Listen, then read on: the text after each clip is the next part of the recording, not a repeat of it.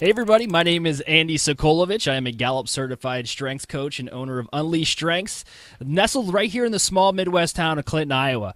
Today's show, THEME-ADDICTS, is a video series that I created to highlight the massive impact the StrengthsFinder assessment and the book StrengthsFinder 2.0 has had on now over 11 million users. It's our belief that the best way to promote its effectiveness and proven results is to interview those who've experienced the power of strengths-based development firsthand.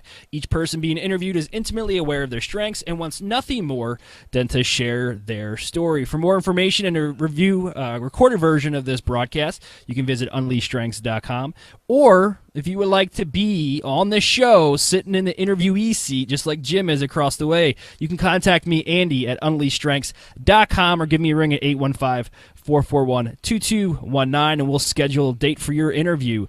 As always, we're on Facebook. Come over and hit that like button, Facebook.com/UnleashStrengths. So today, we have a very special guest with us, Mr. Jim Collison. Jim, why don't you go ahead and introduce yourself, tell us a little bit about you, and then reveal your top 5. Greetings, Andy. Good to be on the program, and appreciate the time. I feel like a little bit of a ringer today, a little bit. Why? As you know, as the Gallup employee, I mean, I think the first Gallup person you've had on here, and you and I chat all the time, so it's one of those kinds of things where I feel like I know you really well, but. So I do work for Gallup in the Omaha office. I'm an IT manager for them. My day job is to oversee IT resources, so I actually oversee some teams that work on our .NET development framework and those areas that actually every question we've ever asked, including the questions that you take on StrengthsFinder, are stored in a database, and my teams work on that database to keep that working the way it should. I also do recruiting for Gallup, so I go out and do college campus recruiting for both college, and now we have a high school internship program as well, so I spend a lot of time with high school kids. We have a 6-week program in the fall, one in the spring, and then the kids get the opportunity to hang out with us and work technical jobs for the summer. And then, of course, one of the small things that I do for Gallup is all the webcast stuff that we do. I think I'm on a webcast at least once a week, maybe twice now for them, and that, of course, has been something that's exploded for us. And so I do a lot of this kind of stuff. People ask, why do you have a microphone at home, in the studio at home? Well, that's because I do a lot of this. I also have my own podcast network, so if you go out to The Average Guy, all one word, theaverageguy.tv, we have a network out there. We do quite a few tech podcasts out there as well. All right, so top 5, Arranger, Woo, Maximizer, Communication, and Activator. Nice. So this is, being that you are employed by Gallup, I'm assuming that StrengthsFinder was introduced to you as part of your employment. But correct me if I'm wrong. So when was it brought into your life, and why? Yeah, no, actually 2 jobs ago. When First Break All the Rules came out way back, and I forget what year that was, 04, 05, something like that. Mm-hmm. Read that book, took that assessment, and we were not, at the time, I worked for a bank, and they weren't doing it as a complete rollout of the bank, but they had bought the books and given them to the employees, and so I took it, and I took the StrengthsFinder. Really changed the way I looked at myself, the way I looked at life. I remember taking it and getting these top 5 and coming home and saying to my wife, I thought, and reading the book, talking about really, focusing on what you do right and not emphasizing those weaknesses, what you do wrong or what you're not good at. And I remember saying to her, we got to parent our kids this way. This would be not only a smart way to manage people, but a smart way to manage our kids. And I went through a little bit of a journey over the next couple 6, 7, 8 months of kind of revamping my parenting style with them. And the kids will tell you there's a fundamental departure from one method of trying to make them into things that I thought they should be, and really focusing and finding out what they were good at and some of their gifts and talents and things like that. So I think, it had a significant impact on me. I think it had more of an impact on the way I parent. We took it right to that, and then I had my wife take it. Not too long after that. Man, that explained a lot of our issues. After we took it, I was like, oh, belief is very, very high for her. And of course, if you look at my top 5, and if you dig a little bit deeper into the top 10, I don't have that same consistency, the belief, she really, when she lands on something and it's a truth, she does not come off of it. And I am all shades of gray. in the things that I do. So that explained a lot of stuff for us. And so that was kind of the evolution of that. Of course, when I joined Gallup 7 years ago, I had already been pretty well versed in strengths, so it was kind of like coming home in some ways.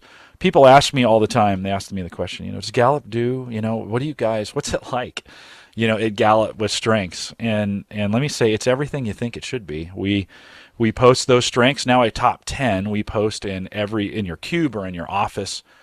Anytime you go to training, you get a name tag and it's got your top 5 on it. We talk about it all the time. I think, Andy, I literally have, I'm not just saying this, but I think I literally have a strengths conversation every single day, whether it's about me or someone else or in our partnerships. And the power of strengths really comes in the area of partnerships too. I mean, that exponentially grows the power of it. It's not 1 + 1 doesn't equal 2. It equals so much more when you focus strengths in a partnership, in a team. So we have those conversations all the time. And of course, with it, we make jokes about it too, because you can't live with it every day and not poke some humor at it. And so we make fun of our own themes. Or when someone's overemphasizing their theme, oftentimes I'll go into a meeting, because Activator is number 5 for me, and I'll move very, very quickly on something. People will say, Jim, I'm going to tell you something. I need you not to activate on this because I just want you to listen. And so those are some of the ways we use strengths, but it's emphasized every single day. You made a few great points there, and the first one that you mentioned was parenting, and I will agree. I'll echo that statement. When my wife and I first took StrengthsFinder and we took the assessment, we immediately not only spent probably about 5 or 10 minutes thinking about how it impacted us as individuals, but right after that, we were like, wow, we really need to apply strengths-based development into the way that we raise our children. And I agree with you. I mean, when I first found out my wife was pregnant, you start thinking about that. Oh, they're going to be this, and they're going to be this, they're going to be that, and you're already developing kind of their life plan in your head. But then once they're born, and they get to a certain age, and they start developing their little personalities, and you start to see the talents that they are expressing, whether it be like my daughter loves dance and she's very creative. All of a sudden, you start looking at things through that strengths lens, and you look at them as an individual. So I think it's a great tool when we talk about parenting. And I will say, when I was at Gallup for that week of training for the accelerated strengths coaching class, I too, when I first got there, was thinking, well, let's see how ingrained this whole strengths concept is in an organization the size of Gallup. And I was truly impressed, because it is not just a book that somebody put out and had a simple assessment attached to it. It is a lifestyle, and it's ingrained in the culture. So that was very, very cool to see. One of the things, Andy, when we bring our high school and college interns in for the summer, the first 2 weeks, I do some kind of strengths discussion or exercise or something with them every day.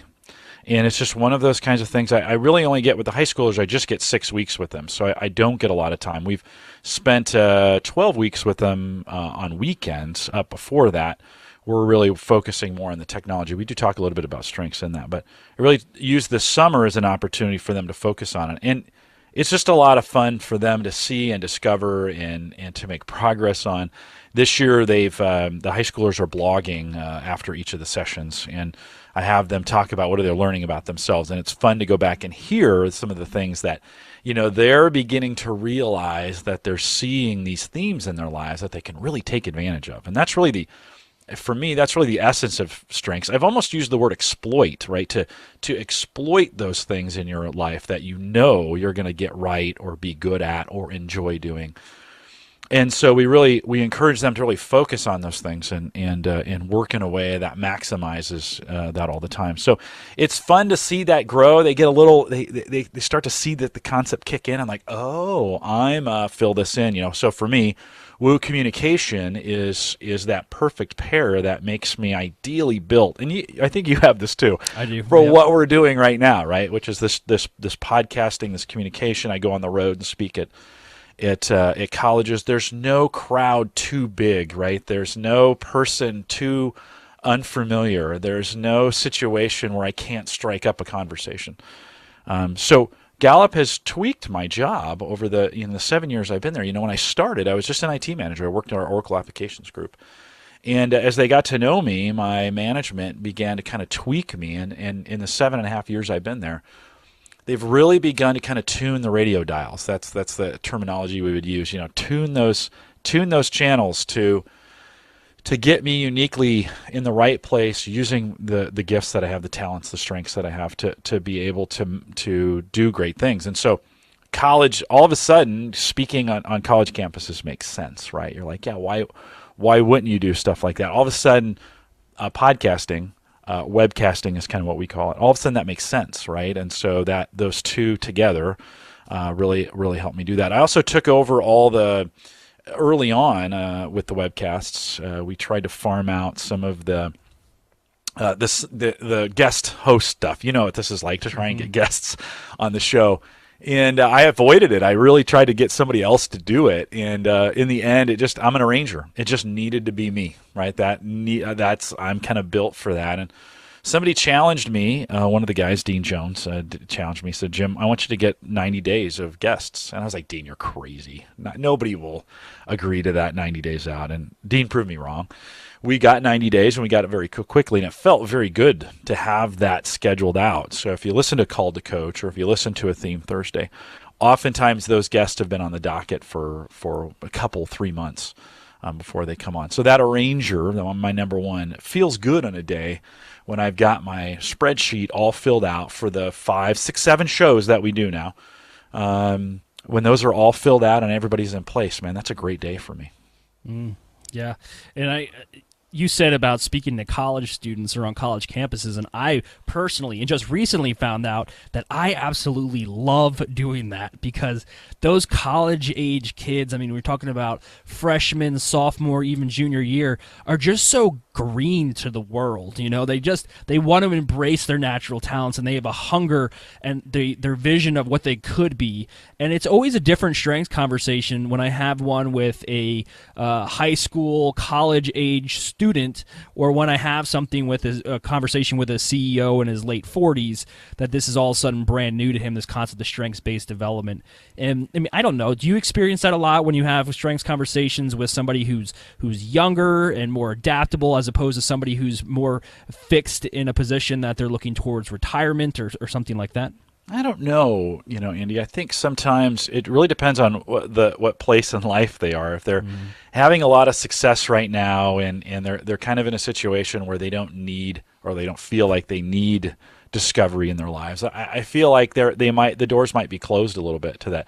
Although Strengths has a weird way of just nailing you where you're at. I mean, I hear all the time from people, I'm like, even skeptics, right, who take the assessment, and they're like, yep, pretty much nailed me. I mean, I hear that all the time. I'm like, yeah, it pretty much nailed me. And so most of the experience I get back, I hear from very few people who fight it too much. They take it, they realize it, and we say the name it, claim it, aim it philosophy, right?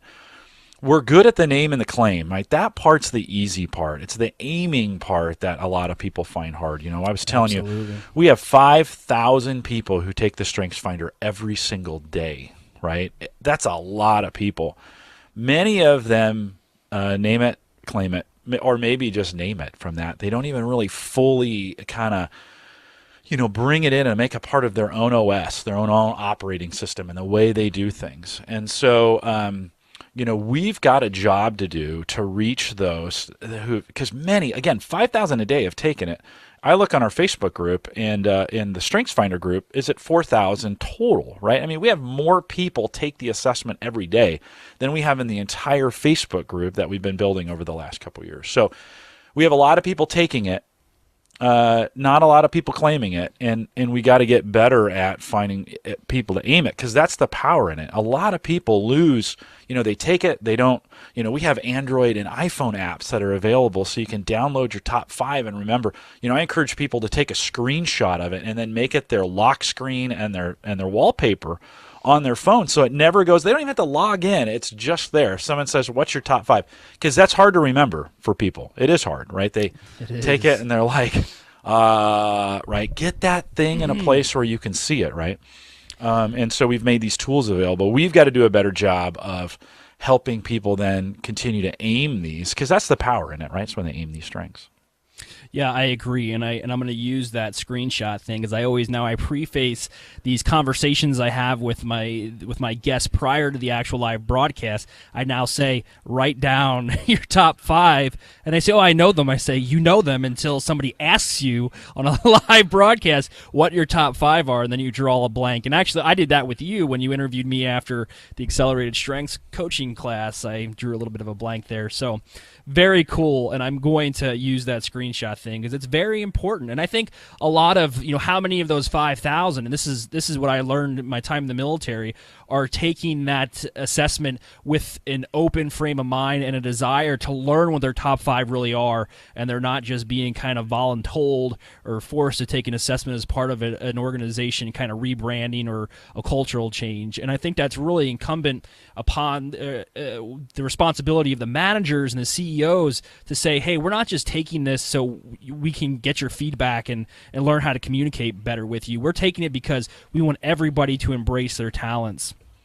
And you're right, it is crazy that we have 5,000 new new assessment takers every single day, yet it doesn't show on the resources that we offer via social media and websites, and even broadcasts and podcasts like THEME-ADDICTS. I mean, it's just kind of slow to gravitate towards that. So we do, as coaches and as strengths enthusiasts, and yourself, who's not a coach but plays one on YouTube. Hey, you can't steal my line. I know. I thought you would have said it by now. But we have to start teaching people, okay, now you have this, and this leads me into my next question. So, Jim, you're sitting there next to somebody who has just taken the assessment. They hit Control P. They printed out their Strengths Insight report. Now, what do you tell them to do as their initial first step to learn how to actually embrace those and then apply them? Yeah. Well, I mean, first of all, you got to read through the assessments, and everyone is unique, and your own top 5 are unique in a lot of ways, right? And so you really got to work through those, and it's not a one and done, right? This isn't an exercise you read an hour and you're like, hey, I got this. This is something you need to kind of focus on every single day as you work through it. And so we provide plenty of reports, and that when you take the assessment, there's a bunch of reports available for you in the Strength Center that you can then print out and kind of work with. And so my first recommendation is people print those reports and then mark them up, write on them, think about it.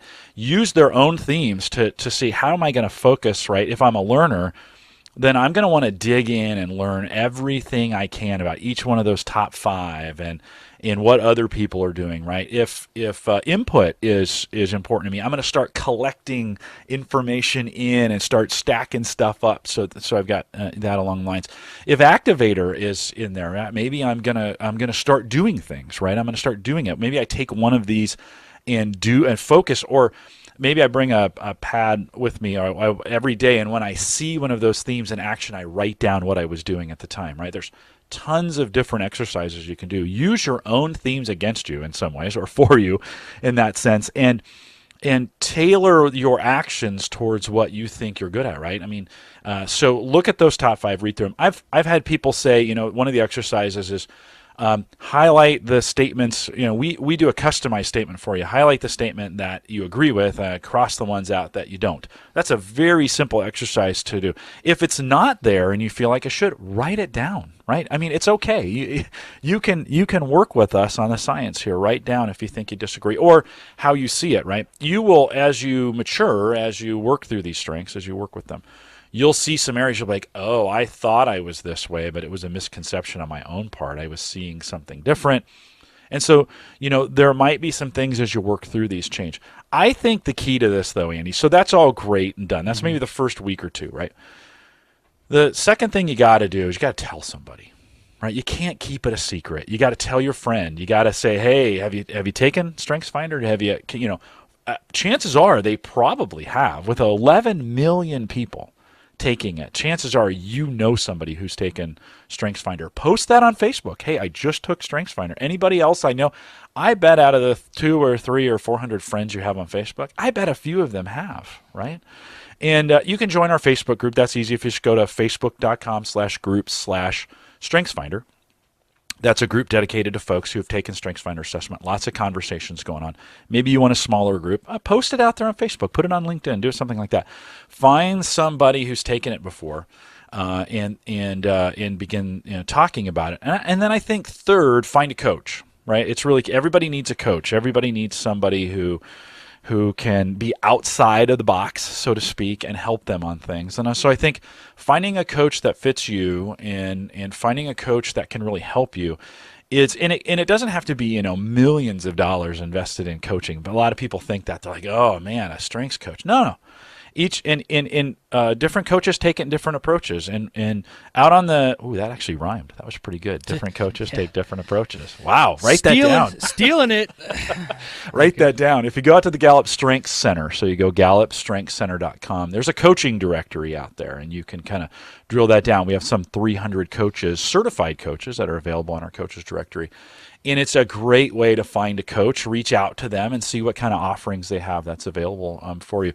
Many of in our city centers, so if you go to coaching.gallup.com, at this point, if you were listening in the car, you're going to want to go back and grab you're going to want to listen to the recorded version of this with a pen. But coaching.gallup.com is our coaches blog. We actually have a meetup tab out there that you can go to. It just says meetups. And there are meetups going on all around the country as well, here in the United States, even one in Singapore. We're going to try and start one in 2015 in every major city in the United States. We wanted to have a meetup. So a chance for you to get together and converse with other strengths. So there's no lack. And Andy, I think you wrote like five steps to kickstart your top 5 or something like that. It's on your blog? Absolutely, I did, yeah. Yeah, no, and I agree. I mean, we touched on, first thing is, what would be kind of cool actually is when the insight report was printed out, that if it had a quick tip like section on the top is like, hey, you've just got this report, here's tip number 1, because the highlighter tip that people say take 2 different sets of highlighters, different colors, or one highlighter, one pen, like you said, highlight what really resonates with you, and you say that's me, and then line through the stuff that, because this isn't perfect, okay? The StrengthsFinder assessment and the results that follow are not perfect. It's not a magic pill. But it's not a very broad overview. It is a unique assessment result. But you got to kind of look at it with an open mind and say, okay, not every single one of these statements is going to be spot on. So that might be neat to have a little paragraph or a little blurb or something up top on those insights report. Because I do feel when I stand behind the shoulder of somebody who just got their insight report and they're going through, the first time they hit something that does not stick with them or they don't think is me and doesn't define them very well, they all of a sudden now are like, oh, well, this isn't me, because they're expecting complete accuracy, and it's just not going to be there. Yeah, no, we can't nail it every time, and sometimes there's combinations of where 2 themes are close to each other, and one has an influence on the other, and so those are statements. Now, a lot of science, a lot of research went into. I mean, Don Clifton spent a lifetime developing this system. And so there's a lot of research in this. I think it's better than anything else that's out there, of course, but it is one of those things that the mileage could vary for you, and so you just got to kind of own it in that, and so there's some work that has to go. Trust me, there is a lifetime of work to do with these themes. It's just not a matter of one and done. You can be working on them, and we're working on them all the time. My maximizer. Let me give you an example. So maximizer is number 3 for me, and it's really negative in a lot of ways. Maximizer is one of those themes where you try to make good things better. Right? You find it's a QA icon, a quality assurance theme that's out there, and you would never see it I never enforce that on other people, right? I'm not good. I'm good at coaching and encouraging, but I don't really drive that into other people. Where that has a focus for me is internally. I beat myself up a lot on the inside, quietly, behind the scenes. Oh, I could have done that interview better. I could have said this differently. I could have done this better, and I just beat myself up.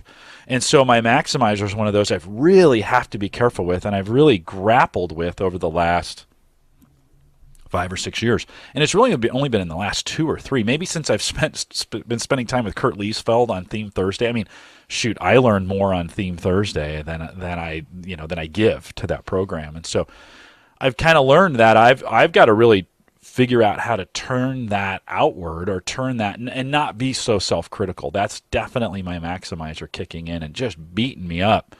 Inside, not particularly healthy. Well, that's a conversation. See, now I can claim it, right? At that point, I go, okay, That's just part of the way I'm wired. Now, how am I going to aim that in a way that's going to be productive and that's going to be, and I'm still working on it. It's not like because I know it now, all of a sudden, oh, okay, it's easy to do. I've got a lifetime of work to, when I get in those moments, go, okay, Jim, you need to back off yourself a little bit. It's not as bad as you think it was. You'll be fine. Let's move forward. And so there's some of those like internal coaching moments I need to have to make that work. So some people think strengths, when they come to StrengthsFinder, it's all sunshine and rainbows. And that's not necessarily true either, in the sense that it often highlights things that we need to work on as well. Yeah, and I think, although humans love talking about themselves, at least a majority of them, it is a very revealing process when you can identify what your natural talents are. And, Kurt Liesfeld uses the terms sharpen and temper when we talk about, or raw versus mature, when we talk about basically the maturing process of our talents and how we learn to manage them. And mine, to use your example as maximizer, mine's futuristic. I'm like way out there all the time. And when I just interviewed Nathaniel Small, he said the dark side of futuristic is you are never in the present. You are never in the present. You are always thinking far in advance, and sometimes it's easy for you to leave people behind. And then when they feel like you're getting too far past them, they retract. And then you kind of lose that unity or cohesiveness you have as a team, because one person's 10 years down the road and you're just pulling out of your parking space. So it's a lifetime worth of learning, modifying, tempering, sharpening, and a maturing process. But you know what? I love that about it, because if it was so simple, nobody would do it. If it was so simple, the concept is seemingly simple. Concentrate on your strengths, learn to manage your weaknesses, but the developing process is hard, and that's what makes it a lifetime. It's a lifetime work. Yeah. Let me have a maximizer moment real quick and say this before I forget. So if folks are listening to this, here's a way you can maximize your own learning in this, right? We have all kinds of these, Gallup has all kinds of these tools available for you, including these webcasts that we do now. Many of you are listening to them. You might be listening to this right now on YouTube. Andy makes this available through audio. We have Call to Coach, Theme Thursday, now The Great Manager. We also have 3 versions of Call to Coach, one in Australia, one in Singapore, one in India. So we have all kinds, by the way, all free, all kinds of materials for you to listen to. Many of you try to find them on YouTube, and it's just not a great way to do it. I mean, it is a way to do it. You can see our talking heads and how handsome we are and stuff like that. But what's really important is that you get these things subscribed to and downloaded on your phone, right? This is one of the best ways to consume material now is people listen to audiobooks. All of our audio content is available through what they call podcatchers or podcast listening devices. So super simple. If you're on an iPhone, there's a podcasts app. Just go in there and search whatever you're looking for. If you search StrengthsFinder or here with Andy's with Unleashed Strengths or THEME-ADDICTS, you'll find the podcast, subscribe to it, and listen to it every week. Capture that time in your car or the time traveling or whatever to get those listened to when you do that. If you're on Android, there's a great app called Stitcher, Stitcher. That'll stream it or download it to your phone as well. 2 of the easiest ways to recapture all that time that you would capture normally traveling. And listen, I've heard people go on vacations and when, 8 hours in the car, whatever, 10 hours in the car, they capture it by listening to podcasts. So if you haven't done that yet, both for this podcast and for the ones that we do at Gallup, that would be a great way of maximizing the content that we have available. Because I have a feeling you're probably just listening to music, and nothing against music, but you're not learning anything by listening to Taylor Swift. You're learning something. You're learning never date Taylor Swift, or she'll write a song about you. Yeah, I like T Swift. So, and then also, Jim and I do a podcast together. If you're a coach and you want to learn how to embrace technology, we do another podcast called Tech for Coaches, which is available at UnleashStrengths.com. You just click on the button Tech for Coaches, and you can go back and listen to our past episodes. Available on iTunes as well. So back to the strengths conversation. So, Jim, I always ask people this question towards the end because it's very introspective. But if strengths never entered your life several years ago, you never received the StrengthsFinder assessment, you never knew what your top 5 were, how do you think your life would be different now? Well, as a prime example, when I joined the military years ago, 25 years ago, I took the ASVAB. That's the entrance exam.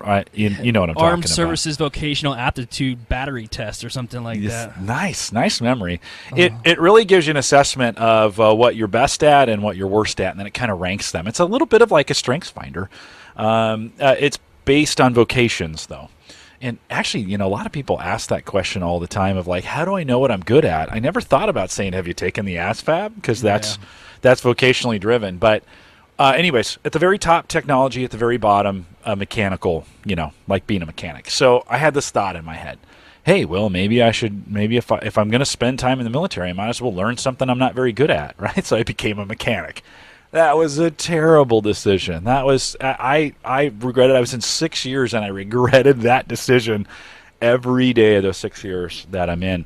I think, when I first took StrengthsFinder, I was kind of just coming out of retail sales, and I was going into kind of more into technology, software development, those kinds of things. And I think if I hadn't taken StrengthsFinder, if I hadn't joined Gallup, I would not be doing the kind of the communications pieces that I'm doing today, right? I would still probably be trying to force myself to do things that I wasn't very good at. It's hard, Andy, to know because, environment and strengths influence each other in some ways. And so it's hard for me to say exactly like, oh, I would be here. But I do know this, using my strengths over the last, using them in a way that, and understanding them and focusing them, I'm certainly doing a lot better of a job than I was doing, just in 7 years ago when I was in. It was a journey. It wasn't always smooth. There's a lot of things I had to try, too. I took a big risk when I started doing webcasting at Gallup. I took a big risk on it. I wasn't sure the organization was going to embrace it in the way they did. But I just felt like I had to do it. And so that was one of those things where I'm like, you know what? Everything is pointing towards this. I remember having this thought. Everything is pointing towards this kind of thing. If I don't do this and try, I will regret it the rest of my life. And so it would be very different if I hadn't done that. Yeah, great response. And I know, Gallup provides us with this little exercise called the Best of Us. And, it's just a sheet of paper. It's got 4 little quadrants in it. And it writes, you get the best of me when, you get the worst of me when. And those 2 questions, I think, are very, very insightful because as you mature in your strengths journey, for me, I'll use my communication. You get the best of me when you give me the opportunity to communicate with other people. When I can go out and shake hands and meet new people and engage in conversation. You get the worst of me when you shove me in a cubicle and tell me just to kind of punch in, punch out, mind my business. And even though you're giving me some responsibility, I don't have that communication aspect and I'll never be able to reach my true potential. So that's a great exercise to do. And I enjoy that one every time that I coach. Jim, you've been an awesome guest, as always. You're insightful in both strengths and the Gallup organization. I appreciate you being on the show. Thank you very much. Do you have anything that you would like to tell our guests before we close out? Now, it's been great to be here. I told you when you first started this, I said I'd do show 10. I'm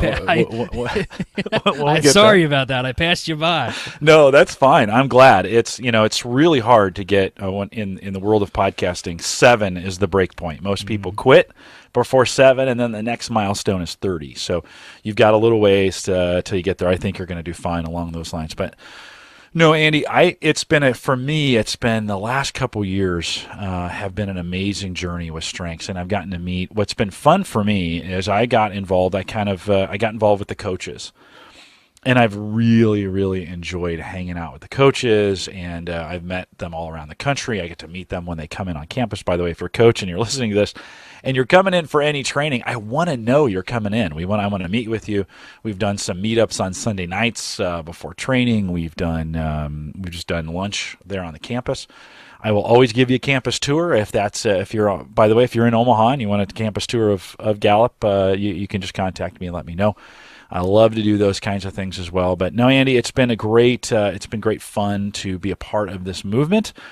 This outward-facing movement of coaches that Gallup has gone on in the last couple years, internally we call it Stampede, but it's one of those things that, to me, has really just made sense, that we need 1 million coaches around the world, not just in the United States. We need 1 million coaches around the world. By the way, most of the world's population is in India and China, and we haven't even scratched the surface on either of those two countries yet. So while we have 11 million, there's still 100 million more to get in the United States. There's 1.2 billion people to reach in India alone, and another billion plus to reach in China. We've got a big movement here. And so it's exciting to be in it here, and I'm excited for folks who are going to jump on and do it with us. I'm excited and thankful for the coaches who've decided to spend time taking the training like you've done to be certified and to really kind of help us with this journey moving forward. And this isn't a movement of 6 months. It's not a movement of a year. It's not a movement of a decade. I mean, this is really a movement forever as we take strengths to the world. So super excited about that. I don't know how I can say that any more succinct than that, but super excited about the things that are going on. Andy, thanks for having me on. Hey, very good. Thank you. Jim, we'll talk to you later. If you would like to be on this show, if you want to be on an episode of Thematics, you don't have to be a coach. You just need to be a lover of strength. So if you're somebody who took the assessment, 6 months ago or 6 years ago, and you really just believe that the results that have followed and the way you've been able to apply them in your life has helped you out tremendously, please contact me, Andy at I almost gave you my other email address, Andy at UnleashStrengths.com. Again, that's Andy at UnleashStrengths.com. And we'll schedule your interview. Also, you can find us on Facebook, facebook.com/UnleashStrengths, or give us a call, 815-441-2219. All right, thank you for joining me on another broadcast of Thematics. We'll be back with you soon in episode number, what's coming up, 13? I believe, no, 14. Episode number 14 is coming up. Wow, getting almost halfway to 30, Jim. Appreciate that milestone. All right, this is Andy from UnleashStrengths.com. I'll talk to you guys soon. See ya.